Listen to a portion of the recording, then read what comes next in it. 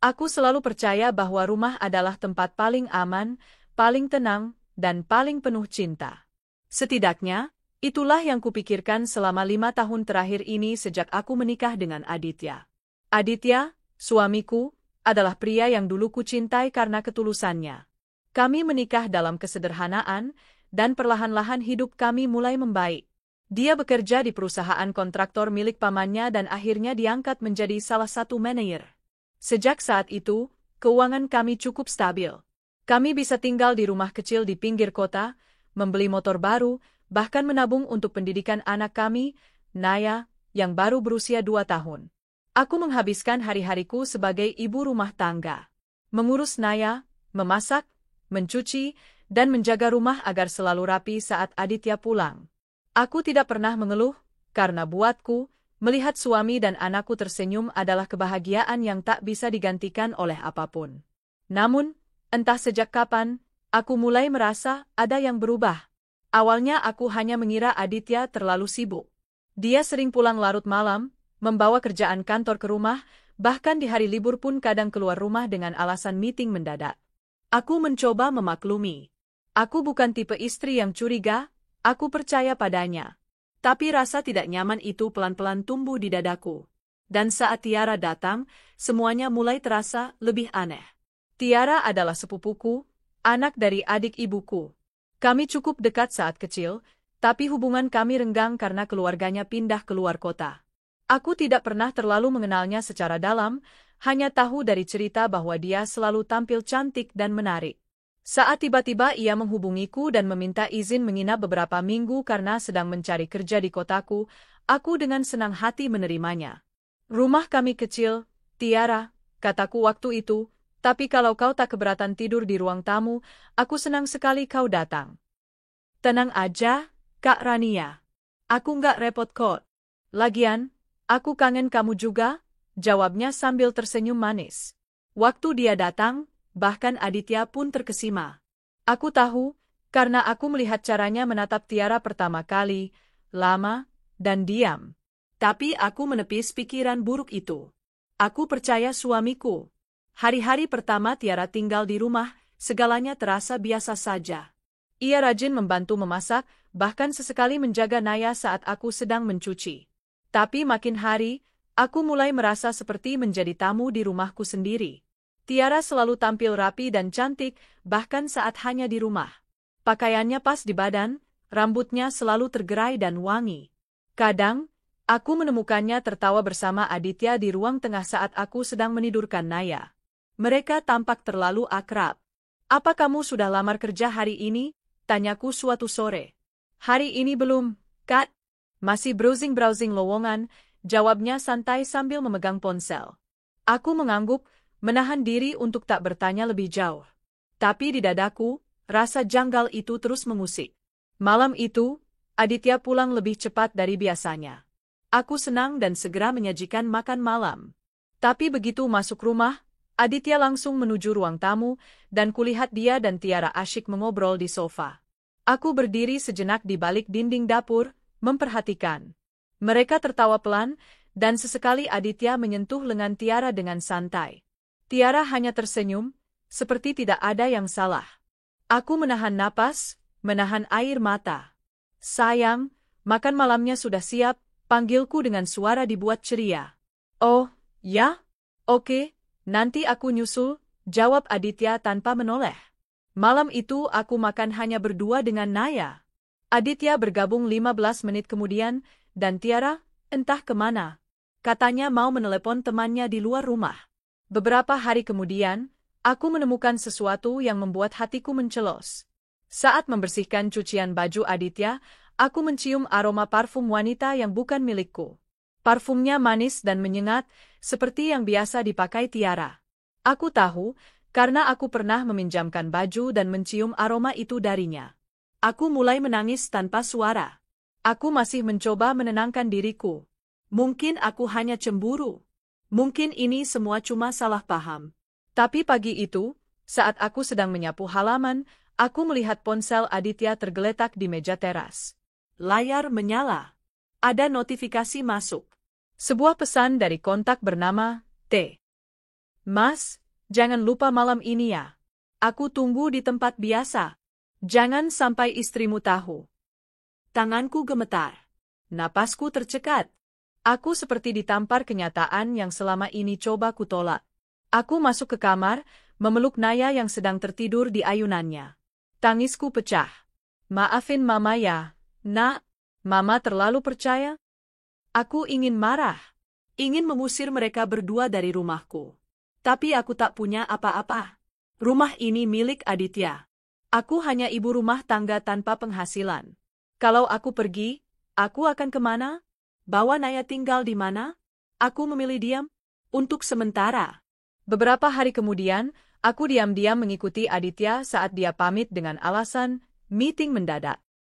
Aku menitipkan Naya sebentar pada ibu kos depan rumah. Aku naik ojek, mengikuti taksi online yang dia tumpangi. Jantungku berdegup kencang saat aku melihat mobil itu berhenti di sebuah hotel kecil di pinggiran kota. Aku menunggu dari kejauhan. 5 menit kemudian, kulihat Tiara datang, mengenakan dress merah muda yang dulu kubelikan untuknya. Mereka masuk ke dalam hotel. Bersama. Hatiku remuk. Seluruh tubuhku terasa lemas. Aku pulang dengan langkah gontai.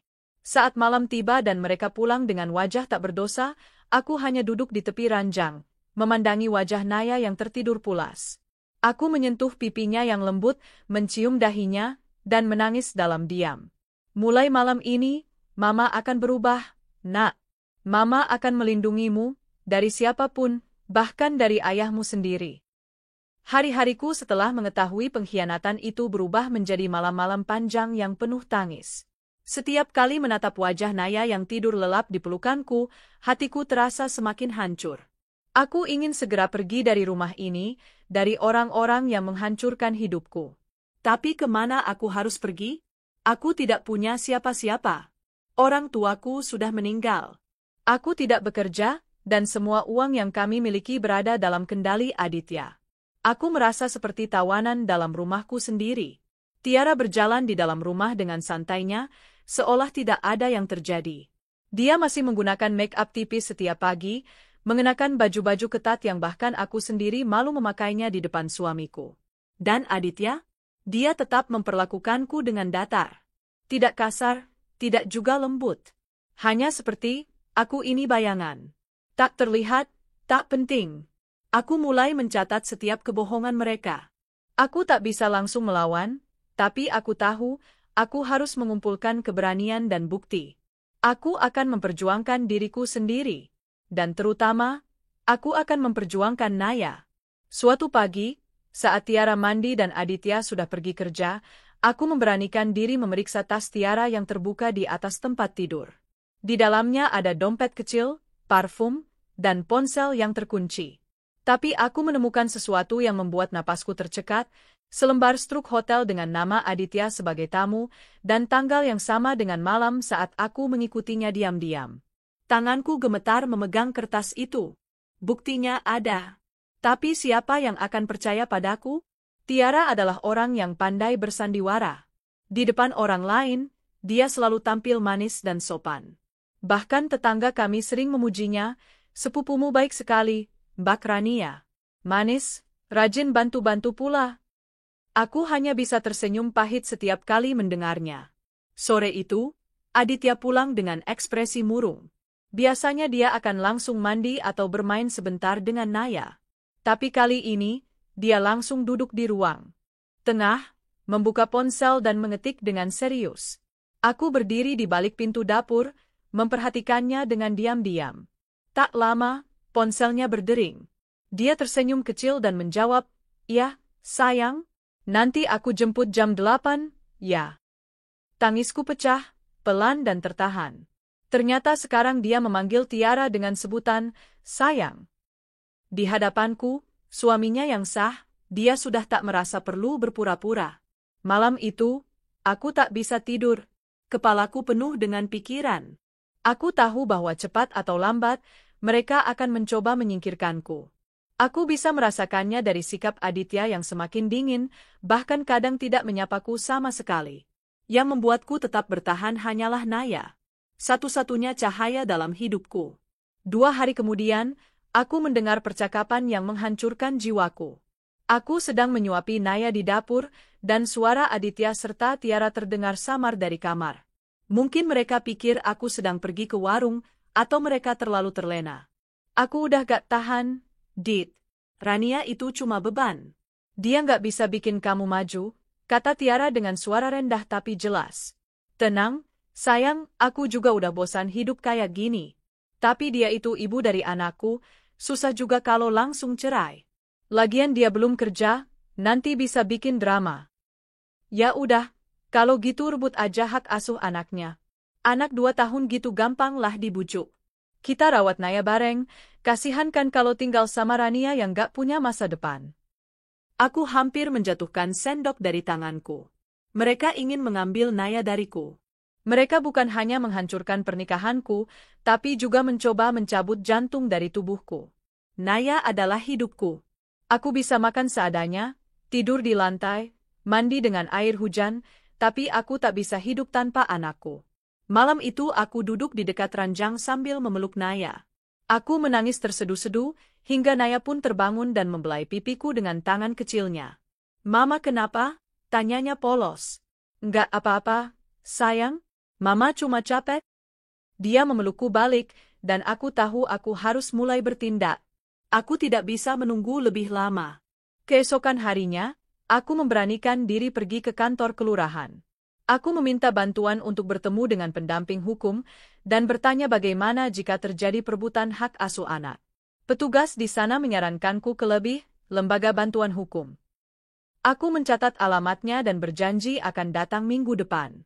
Tapi masalahnya, aku tidak punya uang untuk transportasi. Semua pegang Aditya. Aku pulang dengan langkah lesu, dan malamnya, bagaikan mimpi buruk yang menjadi kenyataan, Aditya mengajakku bicara. Ran, aku pikir kita nggak bisa lanjut kayak gini, katanya dingin. Aku menatapnya, mencoba tetap tenang. Maksud kamu? Aku mau kita cerai. Kamu tinggalin rumah ini. Dan, soal Naya, aku yang akan urus. Aku lebih mampu dari kamu. Hatiku seperti ditikam dari segala arah. Tapi aku tidak menunjukkan air mata. Naya butuh ibunya, Dit. Dia juga butuh hidup yang layak. Kamu nggak punya kerjaan, nggak punya uang. Kamu pikir bisa rawat dia dengan nasi dan air putih? Aku menatapnya tajam, menahan diri agar tak menjerit. Kalau kamu pikir bisa rebut anakku, aku akan lawan, Dit. Aku bukan perempuan lemah yang kamu kira. Dia mendengus, lalu bangkit dan meninggalkanku. Tak lama, Tiara muncul dari belakang pintu, menyeringai sinis. Semoga kamu siap kehilangan semuanya, Kak Rania. Malam itu aku mulai menulis semua kejadian dalam sebuah buku catatan, tanggal, kejadian, bukti, bahkan saksi bila ada. Aku tak bisa terus diam. Aku harus punya senjata. Keesokan harinya, aku memberanikan diri meminjam HP tetangga untuk menelepon lebih. Seorang perempuan menjawab, namanya Bu Erna, dan ia memintaku datang lusa untuk konsultasi. Dia terdengar ramah dan lembut. Ada harapan kecil yang menyala di hatiku. Saat aku kembali ke rumah, Aditya dan Tiara tak ada. Aku cepat-cepat mengemas beberapa baju dan barang penting, termasuk buku catatan itu. Aku tahu, kalau aku tetap di sini, aku akan kehilangan semuanya. Aku titipkan Naya pada Bu Erni, ibu kos, dan bilang akan pergi sebentar. Dengan uang 100.000 yang kuberitahu sebagai uang pinjaman darurat dari Bu Erni, aku berangkat ke kantor lebih. Di sana, aku bertemu dengan Bu Erna. Aku menceritakan semuanya dengan air mata, suara bergetar, dan rasa malu yang membuncah. Setelah mendengarkanku dengan sabar, dia hanya berkata pelan, "Kamu tidak sendiri, Rania. Akan kami bantu. Tapi kamu harus kuat." Hari itu aku pulang dengan sedikit kekuatan baru. Aku tahu jalan di depan tidak akan mudah, tapi aku juga tahu aku tak akan membiarkan siapapun mengambil anakku. Sejak pertemuan dengan Bu Erna di lebih, aku merasa sedikit lebih kuat. Walaupun aku masih tinggal di rumah yang sama dengan Aditya dan Tiara, aku tahu langkahku semakin dekat menuju kebebasan. Aku punya tujuan, melindungi Naya. Segala rasa sakit yang kutahan, semua air mata yang kubendung, semua itu demi anakku. Namun Aditya dan Tiara seolah tak berhenti mempermainkanku. 3 hari setelah pembicaraan kami soal perceraian, Aditya datang membawa surat gugatan cerai dari pengadilan. Ia meletakkannya di meja makan dengan tatapan sinis. Baca sendiri. Sidang perdana 2 minggu lagi, ucapnya ringan, lalu berlalu tanpa peduli aku yang hanya bisa menatap kertas itu dengan tangan gemetar. Mataku menyapu isi surat tersebut. Di dalamnya tertulis berbagai alasan yang sangat menyakitkan. Bahwa aku adalah istri yang tidak mampu mengurus rumah, emosional, tidak stabil, dan bahkan tidak pantas mengasuh anak. Air mataku jatuh menitik ke atas kertas. Aku ingin berteriak, ingin memaki, ingin memukul wajah lelaki yang dulu kucintai dengan sepenuh hati.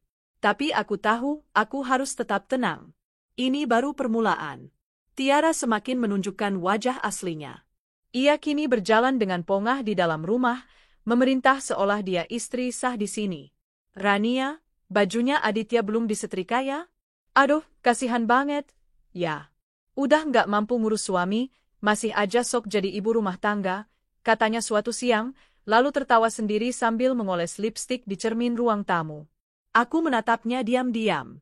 Aku tidak akan meladeni permainan kotornya. Tapi aku mencatat semuanya. Malam itu, aku duduk memeluk Naya yang sedang tertidur. Anak kecil itu begitu polos, tak tahu bahwa dunianya sedang dikepung orang-orang jahat. Kulitnya yang halus, nafasnya yang tenang, suara kecilnya saat berkata, "Mama," semua itu adalah alasan aku harus tetap berdiri meski dunia runtuh. Aku janji, Nak, Mama nggak akan biarkan mereka ambil kamu, bisikku di keningnya. Keesokan harinya, aku kembali ke kantor Labih dan menyerahkan surat gugatan cerai itu. Bu Erna membaca dengan tenang, lalu menatapku. Kita bisa lawan. Tapi kamu harus kumpulkan saksi dan bukti bahwa kamu adalah ibu yang layak. Juga buktikan kalau suamimu berselingkuh. Aku mengangguk. Aku sudah menyimpan semua bukti, foto-foto Tiara dan Aditya di hotel, struk pembayaran, bahkan rekaman suara mereka yang kudapat diam-diam saat mereka berbicara di kamar. Semua sudah ada di flash disk yang kusembunyikan di dalam boneka beruang Naya. Tapi aku tahu, bukti itu tak akan cukup. Aku harus tetap bersama Naya agar bisa tunjukkan kalau akulah yang merawat dan membesarkannya. Dan rupanya Aditya menyadari hal itu juga. 3 hari setelah surat cerai datang, dia mendadak pulang lebih awal dan langsung menghampiriku. Besok aku bawa Naya jalan-jalan. Sekalian biar dia nggak stres lihat orang tuanya bertengkar terus. Aku menegang. Jalan-jalan? Sama kamu dan dia? Aku menunjuk Tiara yang sedang duduk santai di ruang tamu. Bukan urusan kamu. Aku ayahnya. Aku punya hak, katanya tegas. Aku tahu dia sedang merancang sesuatu. Aku tahu ini bukan sekadar jalan-jalan. Malam itu aku tidak tidur. Aku peluk Naya erat-erat. Perasaanku mengatakan, kalau kubiarkan Naya pergi dengan mereka, dia tidak akan kembali. Paginya, Aditya memaksa. Kasih anak itu ke aku, Ran. Aku nggak punya waktu main-main. Nggak bisa. Dia belum mandi. Lagi rewel. Besok aja. Kamu cuma ngeles. Aku menggendong Naya dan masuk ke kamar. Kuputar kunci dari dalam. Aditya menggedor pintu. Jangan bikin ribet. Aku bisa laporin kamu ke polisi karena nyulik anak orang. Dia anakku juga, teriakku dengan suara bergetar. Tetangga mulai berdatangan. Aku dengar suara Bu Erni, ibu kos kami, berkata dari luar, "Mas Aditya, jangan ribut di sini. Ini rumah tangga kalian, jangan libatkan anak kecil." Aditya akhirnya menyerah dan pergi. Tapi malam itu, dia menyampaikan ancaman yang membuat darahku dingin. "Mulai sekarang, kau siap-siap. Aku akan rebut hak asuh anakmu. Aku punya uang, aku punya pengacara. Kamu cuma perempuan miskin, nggak kerja, dan nggak punya masa depan." Aku menatapnya dengan mata berkaca-kaca. Tapi kali ini bukan karena takut, tapi karena marah. Sangat marah. Dan aku tahu, waktuku di rumah ini sudah tak lama. Aku harus pergi. Aku harus lindungi Naya. Malam itu, setelah memastikan mereka tertidur, aku cepat-cepat berkemas. Aku masukkan baju Naya dan bajuku ke dalam tas kecil. Aku ambil flash disk dari dalam boneka, dan kutaruh di kantong dalam. Kupeluk Naya yang masih tidur, lalu membisikkan, "Kita pergi, Nak. Kita akan cari tempat di mana tidak ada yang bisa menyakitimu."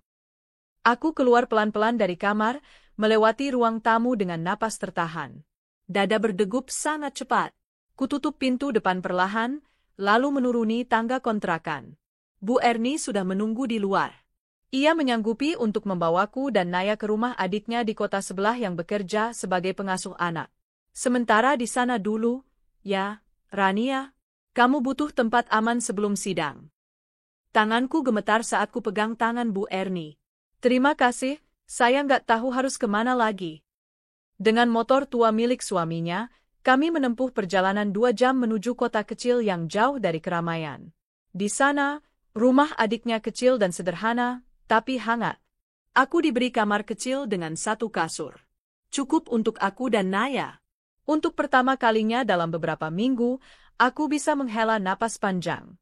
Tapi aku tahu ini belum akhir. Ini baru awal dari perjuangan sesungguhnya. Aku menatap Naya yang sedang tertidur pulas, lalu kuusap rambutnya perlahan. Ayahmu boleh hancurkan hidup Mama, tapi Mama tidak akan biarkan kalian pisahkan kita, Nak. Tidak akan pernah. Hari itu akhirnya datang, sidang pertama perceraian kami. Setelah pelarian singkatku bersama Naya ke kota sebelah, aku merasa sedikit tenang. Tapi waktu terus berjalan dan surat panggilan dari pengadilan datang juga ke rumah Bu Erni. Aku tidak bisa terus bersembunyi. Ini bukan hanya tentang pernikahan yang hancur, tapi tentang mempertahankan anakku, hidupku. Pagi-pagi sekali aku sudah bersiap, mengenakan blus putih sederhana dan rok panjang hitam. Rambutku kutata rapi. Aku tahu aku harus tampil pantas di mata hakim.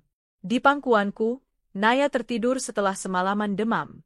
Aku nyaris tak tidur demi menjaga suhu tubuhnya tetap stabil. Tapi aku tak bisa menunda sidang. Hari ini, segalanya akan ditentukan. Bu Erni menemaniku ke pengadilan. Tangan kami saling menggenggam erat di bangku tunggu luar ruang sidang. Di sana, aku melihat Aditya, duduk bersama pengacaranya yang berpakaian rapi dan penuh percaya diri. Di sebelahnya duduk Tiara, dengan pakaian modis dan wajah datar penuh kemenangan. Saat mataku bertemu dengan Tiara, dia menyunggingkan senyum sinis, senyum seorang perempuan yang yakin sudah memenangkan segalanya.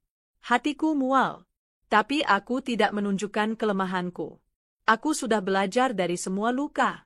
Hari ini, aku datang sebagai ibu, bukan istri yang dikhianati. Saudari Rania? Kami panggil ke dalam ruang sidang, suara panitera memecah lamunanku. Aku bangkit sambil menggandeng tangan Naya yang kini sudah bangun dan tampak kebingungan. Kita masuk, ya, sayang, bisikku pelan. Di ruang sidang, hakim membuka perkara dengan suara tegas. Saudara Aditya dan Saudari Rania, hari ini kita akan mendengar alasan perceraian, serta membahas awal perkara hak asuh anak. Silakan pihak penggugat terlebih dahulu menyampaikan alasan. Pengacara Aditya berdiri. Yang mulia, klien kami mengajukan perceraian karena merasa rumah tangganya tidak sehat. Tergugat tidak mampu mengurus rumah tangga, emosional, dan dalam beberapa kesempatan menunjukkan ketidakstabilan mental. Bahkan, klien kami khawatir akan kondisi anak mereka jika diasuh oleh ibunya. Aku menegang. Fitnah itu mulai diluncurkan. Yang mulia, lanjut si pengacara dengan nada dramatis, kami juga akan mengajukan bukti dan saksi yang mendukung bahwa anak lebih layak diasuh oleh ayahnya. Hakim mencatat dengan tenang. Baik, kini giliran tergugat. Bu Erna berdiri mewakiliku.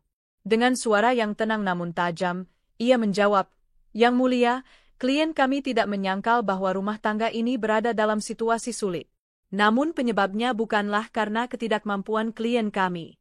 Justru sebaliknya, kami memiliki bukti kuat bahwa pihak penggugat telah melakukan perselingkuhan dengan sepupu dari klien kami sendiri yang bernama Tiara, yang saat ini hadir di ruang sidang ini. Wajah Aditya mulai berubah. Tiara melirik sekeliling, jelas gugup. Selain itu, lanjut Bu Erna sambil membuka berkas, kami juga memiliki rekaman suara, foto, dan catatan bukti yang menunjukkan bahwa pihak penggugat bahkan berencana mengambil hak asuh anak dengan cara-cara manipulatif. Klien kami, Saudari Rania, adalah ibu penuh waktu yang merawat anaknya sejak lahir. Semua tetangga dan saksi bisa membuktikan bahwa anak ini tumbuh sehat dan bahagia bersamanya. Hakim mengangguk dan berkata, "Baik, kami akan menelaah bukti-bukti tersebut. Untuk saat ini, hak asuh sementara tetap berada pada ibunya sampai sidang lanjutan." Aku menghela napas lega. Meski hanya sementara, aku berhasil mempertahankan Naya di sisiku. Namun Aditya tak terima.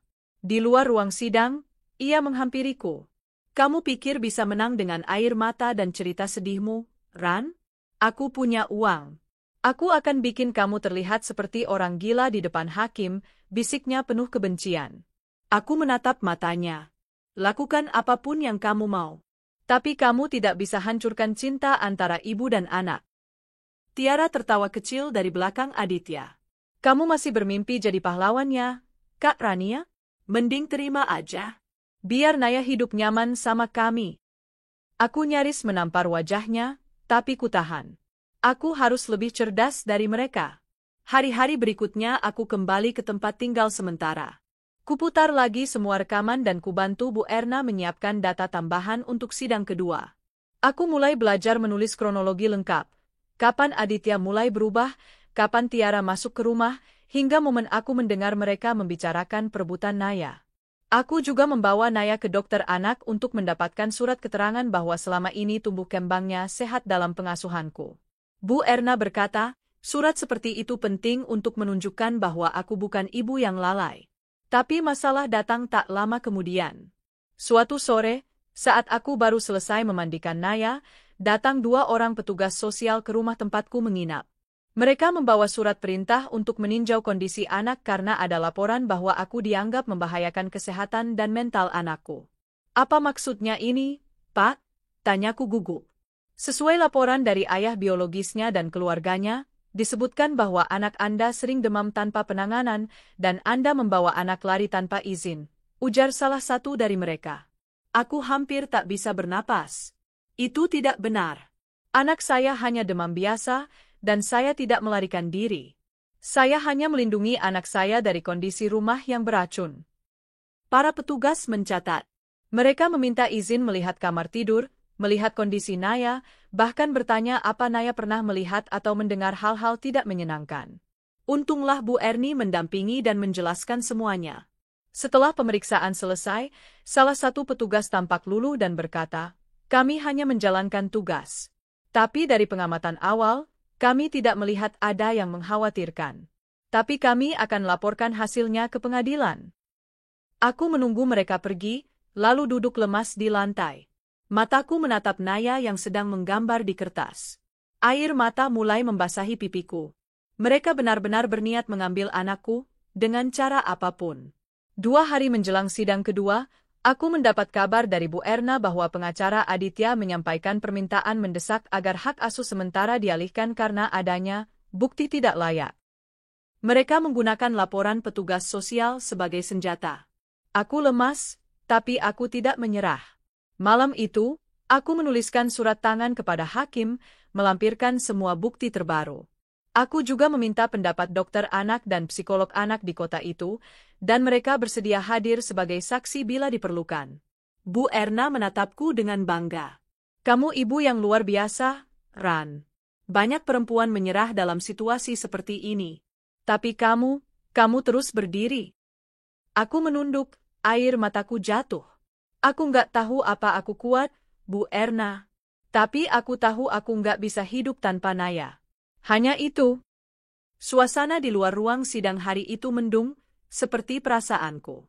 Meski Bu Erna meyakinkanku bahwa semua bukti sudah kuat dan saksi-saksi siap, tetap saja hatiku digelayuti cemas. Di pelukanku, Naya tertidur dengan tangan kecilnya menggenggam kerah bajuku. Seolah ia tahu ibunya butuh pelukan erat hari ini. Aku masuk ke ruang sidang dengan langkah mantap. Aku sudah tidak takut lagi. Aku tidak sendiri. Ada kebenaran yang akan membelaku. Dan ada cinta seorang ibu yang tidak bisa diukur dengan kekuatan hukum atau harta. Hakim membuka sidang kedua dengan suara tegas. Kali ini, topik utamanya adalah hak asuh anak. Semua akan dipertaruhkan. Silakan penggugat mempresentasikan bukti dan saksi, kata hakim.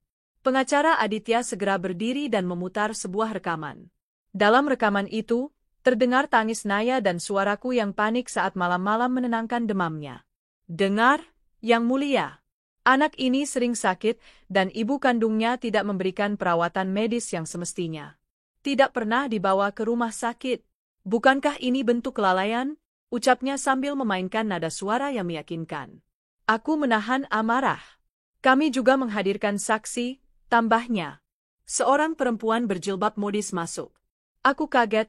Itu adalah Tante Lastri, kakak dari ibuku yang sejak dulu lebih dekat dengan keluarga Tiara. Saya melihat sendiri Rania beberapa kali membentak anaknya. Ia tidak sabar dan sering meluapkan emosinya. Saya khawatir Naya tumbuh dalam tekanan, ujar Tante Lastri dengan wajah dibuat penuh kekhawatiran. Hatiku mencelos. Aku tahu tanteku tak pernah menyukaiku sejak aku kecil. Tapi aku tak menyangka ia rela bersaksi seperti itu demi membela Tiara. Bu Erna kemudian berdiri. Yang Mulia, izinkan kami menghadirkan saksi dari pihak kami. Dokter anak yang menangani Naya saat demam, dan seorang psikolog anak yang menilai kondisi psikis Naya selama berada dalam pengasuhan ibunya. Dokter itu berbicara dengan jelas, menyatakan bahwa demam Naya bukan karena kelalaian ibunya, melainkan karena perubahan cuaca. Dan bahwa Rania telah membawa anaknya tepat waktu ke puskesmas dan memberinya perawatan yang sesuai. Kemudian, psikolog anak, seorang perempuan paruh baya bersuara lembut, menyampaikan. Saya mengobservasi anak ini bersama ibunya. Reaksinya sangat tenang. Ketika ibunya menghilang walau sebentar, dia langsung panik. Ini menandakan adanya ikatan emosional yang sangat kuat antara anak dan ibu. Mengambil anak ini dari ibunya akan sangat berdampak buruk bagi kondisi psikologisnya. Hakim mencatat dengan seksama. Aku sedikit lega, tapi aku tahu Aditya belum selesai. Dan benar saja. Pengacaranya berdiri lagi. Kami memiliki bukti tambahan. Riwayat kesehatan mental tergugat. Menurut keterangan tetangga, tergugat pernah mengalami depresi pasca melahirkan dan sempat menyakiti dirinya sendiri. Aku terpaku. Dadaku sesak. Itu memang benar, aku pernah hampir kehilangan kendali karena tekanan pasca melahirkan. Tapi aku tidak pernah menyakiti Naya. Hakim menatapku. Benarkah demikian? Dengan suara pelan namun mantap aku berkata, benar, Yang Mulia. Tapi saat itu saya langsung meminta bantuan. Saya ikut terapi, saya sembuh. Dan saya tidak pernah, sekalipun, menyakiti anak saya. Justru saya meminta bantuan demi menjadi ibu yang lebih baik. Hakim mencatat sambil mengangguk. Sidang diskors sementara. Di luar, aku duduk sambil memeluk Naya yang kini rewel karena lapar. Aku tak tahu harus beli apa. Aku hanya membawa sisa uang Rp20.000, tapi tiba-tiba seseorang menghampiriku. Rania? Aku menoleh. Seorang perempuan tua berdiri di hadapanku. Wajahnya asing, tapi ada sesuatu yang familiar. Ia memperkenalkan diri sebagai Bu Kartini. Aku pernah jadi art di rumah orang tuamu. Tapi sebenarnya aku tahu banyak soal Aditya, katanya lirih. Aku memandangnya curiga. Apa maksudnya? Bu Kartini menunduk. Aku, saksi saat Aditya dulu hampir membuat mantan pacarnya keguguran karena mendorong perempuan itu dari tangga. Semua ditutup keluarganya. Uang bicara. Tapi aku masih simpan fotonya, waktu si perempuan berdarah-darah dibawa ke klinik. Jantungku berdebar. Aku tahu Aditya temperamental, tapi ini, kekerasan? Kau mau bersaksi? Tanyaku gemetar. Ia mengangguk pelan. Aku sudah lama menyesal bungkam. Tapi waktu tahu kamu dizalimi begini, aku nggak tahan lagi. Segera aku memanggil Bu Erna. Ia dengan sigap meminta keterangan dari Bu Kartini dan segera mendaftarkannya sebagai saksi tambahan. Hakim awalnya ragu menerima karena mendadak, tapi karena ada bukti foto, ia setuju mendengar pernyataan Bu Kartini. Sidang dilanjutkan. Bu Kartini berdiri dengan suara pelan, tapi jelas. Saya melihat sendiri Mas Aditya mendorong pacarnya waktu itu. Perempuan itu sedang hamil. Dan sejak itu, dia menghilang. Saya dengar keluarganya diberi uang. Hakim tampak terkejut. Apakah ada bukti? Bu Kartini menyerahkan fotonya. Foto itu cukup jelas, Seorang perempuan muda dengan wajah memar dan darah di bagian paha. Ini bukti masa lalu yang memperlihatkan karakter penggugat. Bahwa ia pernah melakukan kekerasan dan berpotensi membahayakan anak, tegas Bu Erna. Aditya dan pengacaranya mencoba membantah. Itu masa lalu, tidak relevan. Klien kami tidak pernah melakukan kekerasan terhadap anaknya. Tapi hakim mengangkat tangan, menyetop perdebatan. Rekam jejak seseorang, terlebih jika terkait kekerasan, sangat relevan saat kita mempertimbangkan hak asuh seorang anak. Aku menunduk, air mata menetes. Bukan karena lemah, tapi karena mulai merasakan angin kemenangan bertiup ke arahku. Sidang ditutup untuk hari itu. Putusan akan dibacakan dalam 1 minggu. Aku keluar ruang sidang dengan langkah gontai. Tapi ada rasa ringan di dada. Bu Kartini memelukku. Maaf, baru sekarang aku bicara. Terima kasih, tanpa ibu, aku mungkin tak punya harapan lagi, jawabku tulus. Malam itu aku duduk di tepi tempat tidur, memandangi Naya yang sudah tidur. Wajahnya begitu damai. Pelipisnya lembab, rambutnya tipis dan halus seperti biasa. Aku menyentuh pipinya lembut. Sebentar lagi, nak, sebentar lagi kita bebas. Pikiranku terbayang masa-masa saat aku menyuapi Naya bubur untuk pertama kalinya, malam-malam begadang karena koliknya, tawa kecilnya saat belajar berjalan. Semua itu bukan hal remeh. Itu adalah bukti tak terbantahkan bahwa akulah ibu yang merawat, mencintai, dan menghidupinya. Tak ada kekuatan hukum, harta, atau kebohongan yang bisa mengambil itu dariku. Hari itu akhirnya tiba, hari pembacaan putusan sidang. 3 minggu penuh ketegangan, persiapan, dan malam-malam tanpa tidur kini akan berpuncak di satu momen. Keputusan hakim, siapa yang akan mendapatkan hak asuh atas Naya. Aku berdiri di depan cermin kecil di kamar Bu Erna, mengenakan kebaya sederhana berwarna biru muda, warna kesukaan Naya. Naya, kamu cantik banget hari ini, bisikku sambil menyisir rambutnya yang mulai lebat. Ia tersenyum polos, menunjukkan giginya yang baru tumbuh setengah. Aku mencium pipinya, berusaha menahan air mata yang sejak tadi mendesak keluar. Hari ini Mama akan berjuang untukmu, nak. Demi hidup kita berdua. Setelah sarapan seadanya, kami berangkat ke pengadilan. Di sana, suasana begitu berbeda. Tidak ada lagi keramaian sidang-sidang awal. Hari ini khusus pembacaan putusan. Ruang sidang sepi, hening, dan menegangkan. Di sisi lain ruangan, Aditya duduk dengan wajah tegang. Tiara kali ini tidak ikut. Mungkin terlalu malu setelah skandal masa lalu Aditya terbongkar di sidang sebelumnya. Hakim memasuki ruang sidang dengan map berwarna merah di tangannya. Ia duduk, mengatur mikrofon, lalu memandang kami satu persatu.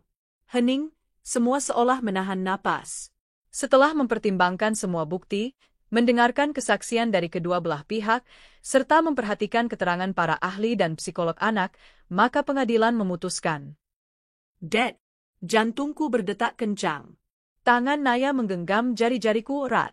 Hak asuh anak atas nama Naya Putri Wijaya diberikan kepada ibu kandungnya, yaitu Saudari Rania Kusuma Dewi. Suara itu bagai petir yang menyambar, bukan karena mengagetkan, tapi karena membuyarkan semua beban yang selama ini mengimpit. Aku langsung menunduk, menahan tangis yang akhirnya pecah juga. Naya memelukku erat, meski ia belum sepenuhnya mengerti apa yang baru saja terjadi. Alhamdulillah, alhamdulillah, bisikku sambil menciumi kepala anakku. Bu Erna meremas bahuku. Kamu menang, Ran. Kamu menang. Aditya langsung berdiri dari kursinya.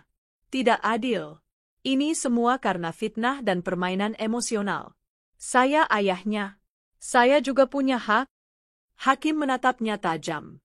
Saudara Aditya, keputusan ini diambil berdasarkan fakta yang terverifikasi dan kepentingan terbaik untuk anak. Anda masih memiliki hak kunjungan yang akan diatur secara terpisah. Tapi Aditya tidak puas. Ia menunjuk wajahku. Kamu pikir kamu menang, Ran? Aku akan banding. Aku akan buat kamu menyesal. Aku berdiri dan memeluk Naya lebih erat. Lakukan apapun yang kamu mau, Dit. Tapi kamu tak bisa ubah satu hal, aku ibunya. Dan anak ini tidak butuh hidup mewah, dia butuh kasih sayang. Sesuatu yang tidak pernah kamu berikan. Aditya menatapku penuh kebencian sebelum keluar dari ruang sidang dengan langkah kasar. Pintu tertutup keras di belakangnya. Ruangan menjadi tenang kembali. Selepas sidang, di luar pengadilan, banyak yang menyalamiku.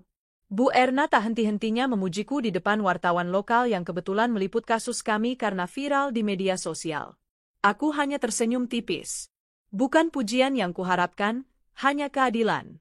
Bu Erna mendekat. Ran, kamu mau wawancara dengan media? Banyak yang ingin tahu perjuanganmu. Ini bisa jadi suara untuk ibu-ibu yang mengalami hal sama. Aku menoleh padanya, lalu memandang Naya yang tertidur di gendonganku. Tidak, Bu. Saya cuma ingin pulang. Pulang dan hidup tenang. Bu Erna mengangguk. Kalau begitu, mari kita antar kamu pulang. 2 minggu kemudian, hidup kami kembali sederhana. Aku memutuskan pindah dari kota besar ke sebuah kota kecil tempat tinggal almarhumah ibuku dulu. Di sana, aku menyewa rumah kecil di pinggiran sawah. Damai. Sejuk. Naya mulai bermain dengan anak-anak tetangga dan tertawa lebih sering. Aku memulai hidup baru dengan berjualan makanan bayi organik secara online. Modalnya sedikit, tapi niatku besar. Aku ingin hidup dari keringat sendiri. Aku ingin membuktikan bahwa hidup tanpa Aditya justru membuatku lebih kuat. Namun, luka lama sesekali datang. Seperti saat malam hari, ketika aku menatap foto pernikahan kami yang dulu tersimpan dalam laci. Aku ambil dan kubakar perlahan. Bukan karena aku membencinya, tapi karena aku harus melepaskannya sepenuhnya. Aku tidak ingin anakku tumbuh dengan bayang-bayang kebencian. Suatu sore, aku sedang menyuapi Naya di teras rumah ketika seseorang mengetuk pagar. Seorang pria muda dengan jaket kulit dan tas selempang tampak berdiri sambil tersenyum canggung. Permisi, Mbak Rania? Aku bangkit. Iya, maaf, siapa ya? Nama saya Aldo. Saya adik dari mantan pacar Aditya dulu, yang mengalami kejadian itu. Saya dengar tentang sidang Mbak, dan saya cuma ingin bilang, terima kasih. Aku tertegun. Aldo melanjutkan, kakak saya sudah lama pindah ke luar negeri. Tapi waktu tahu Aditya masih menyakiti perempuan lain, dia merasa bersalah karena tidak pernah bicara. Dia titip ini. Aldo menyodorkan sepucuk surat. Aku membukanya pelan. Isinya, Rania, aku tidak mengenalmu, tapi aku tahu rasa sakitmu. Dulu aku takut, tapi kamu berani. Aku ingin kamu tahu, kamu bukan korban. Kamu pejuang. Dan kamu menang bukan karena hakim memutuskan, tapi karena kamu tidak menyerah. Air mataku mengalir. Aku mengepalkan surat itu dan memeluk Naya erat-erat. 1 bulan kemudian, Aditya mencoba banding, seperti janjinya. Tapi usaha itu ditolak. Bukti-bukti dan rekam jejaknya terlalu kuat untuk dipatahkan. Ia akhirnya kehilangan hak asuh secara permanen, hanya diperbolehkan bertemu anaknya 2 kali dalam sebulan, itu pun harus dalam pengawasan. Namun ia tak pernah datang. Tidak 1 kali pun. Tiara, menurut kabar, telah meninggalkannya dan menikah dengan seorang pengusaha baru. Karma berjalan dengan cara yang kadang tidak terduga, tapi selalu datang pada waktunya. 1 tahun kemudian, bisnisku berkembang. Pesanan makanan bayi organik datang dari luar kota. Aku bahkan mulai membina ibu-ibu muda di desaku untuk ikut produksi. Kami membentuk komunitas kecil bernama Nutrisi Ibu Cinta, tempat kami berbagi resep dan cerita. Naya kini sudah mulai berbicara lancar. Suatu malam, saat aku menyanyikan Nina Bobo untuknya, ia memelukku dan berbisik. Mama, Naya sayang Mama. Jangan pergi ya. Aku menggigit bibir, menahan tangis bahagia. Kupeluk tubuh mungilnya erat-erat. Nggak akan, Nak. Mama di sini. Selamanya. Mentari pagi menyinari halaman kecil rumahku, menyusup melalui celah-celah jendela kayu yang sudah mulai lapuk, tapi tetap ku kelola penuh cinta. Aroma nasi dan sayur bening dari dapur menyatu dengan udara sejuk pedesaan, mengisi rumah mungil yang ku tempati bersama Naya. Sudah 1 tahun lebih sejak persidangan terakhir, dan hidupku kini terasa sangat berbeda, lebih tenang, lebih bersih, dan lebih jujur. Aku duduk di depan rumah sambil menyiapkan pesanan bubur bayi organik untuk dikirimkan hari itu. Di sebelahku, Naya duduk di bangku kecil sambil memainkan bonekanya. Anak itu tumbuh begitu cepat. Usianya kini hampir 3 tahun, dan setiap langkah serta tawa kecilnya adalah hadiah dari perjuanganku selama ini.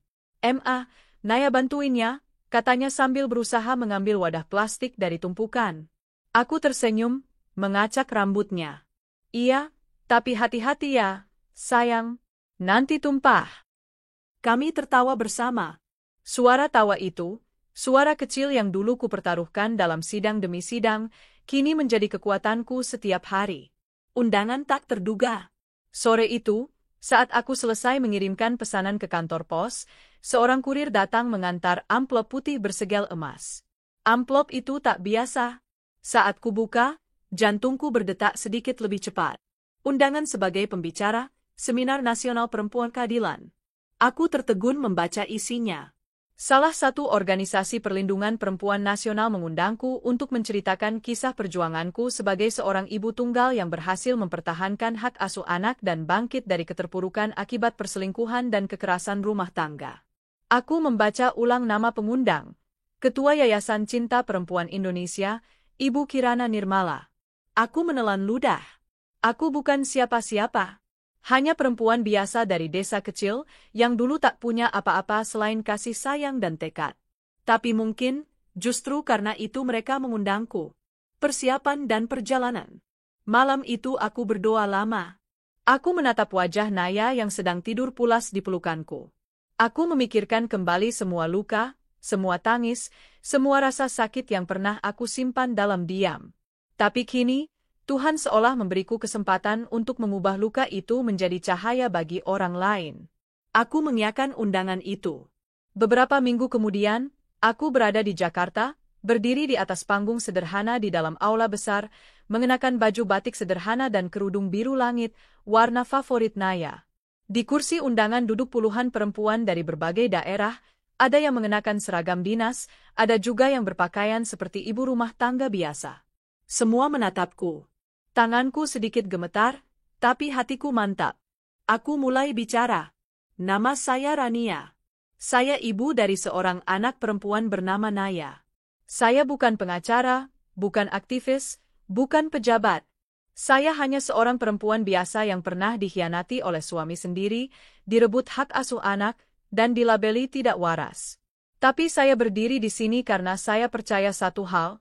Seorang ibu, jika menyayangi anaknya dengan sepenuh hati, akan sanggup menghadapi dunia sendirian. Ruangan hening. Beberapa mata mulai berkaca-kaca. Saya pernah tidur di rumah kontrakan bocor, makan nasi dengan garam, menjahit baju sambil menyusui, dan menangis dalam diam saat anak saya sakit dan saya tidak punya uang untuk beli obat. Tapi saya tidak menyerah. Karena saya percaya, cinta itu nyata.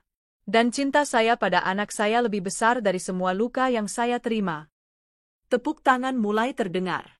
Tapi aku belum selesai. Hari ini, saya ingin berbicara pada semua perempuan di ruangan ini. Jangan biarkan dunia mengukur harga dirimu dari uang, status, atau kecantikan. Hargai dirimu karena perjuanganmu, karena keberanianmu mencintai tanpa pamrih, karena keteguhanmu untuk tetap berdiri meski dunia menyuruhmu runtuh. Suaraku nyaris bergetar, tapi aku tegak. Dan saat aku menyebut nama Naya di akhir kalimat, anak saya adalah alasanku untuk hidup. Dan sekarang, saya ingin menjadi alasan bagi perempuan lain untuk tidak menyerah. Tepuk tangan bergemuruh. Seorang ibu berdiri dan menangis sambil mengangkat tangannya. Lalu disusul oleh beberapa lainnya. Ruangan itu berubah menjadi tempat penguatan batin, bukan hanya seminar. Banyak dari mereka yang kemudian datang padaku, menceritakan kisah mereka, ada yang ditinggal suami, ada yang pernah kehilangan hak asuh anak, ada yang pernah hampir bunuh diri karena tekanan hidup. Aku mendengar mereka semua. Aku tak hanya bicara. Aku memeluk mereka satu-satu. Dan di sana, aku menyadari sesuatu. Penderitaanku bukan hanya milikku. Tapi keberanianku bisa menjadi kekuatan bagi orang lain. Kehidupan baru. Kembali ke desaku, aku memutuskan untuk membentuk komunitas bernama Pelita Ibu, tempat untuk ibu-ibu yang terpinggirkan, yang tak punya suara, yang butuh tempat bercerita dan berdaya.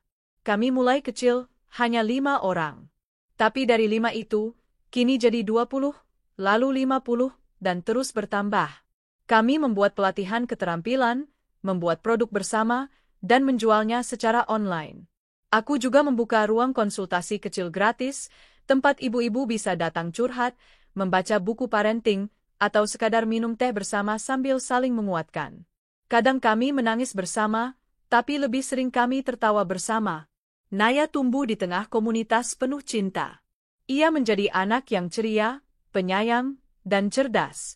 Ia tahu kisahku, tapi dengan cara yang tepat untuk usianya. Aku ingin ia tumbuh dengan nilai keberanian dan empati, bukan kebencian. Penutup yang damai. Suatu sore, aku dan Naya duduk di bawah pohon mangga di belakang rumah. Angin bertiup pelan. Ia bersandar padaku sambil memandangi langit. "Emma, kenapa kita dulu pindah ke sini?" tanyanya polos. Aku tersenyum. "Karena di sini, langitnya lebih jujur." Naya tampak bingung. "Langit jujur?" "Ya," jawabku lembut.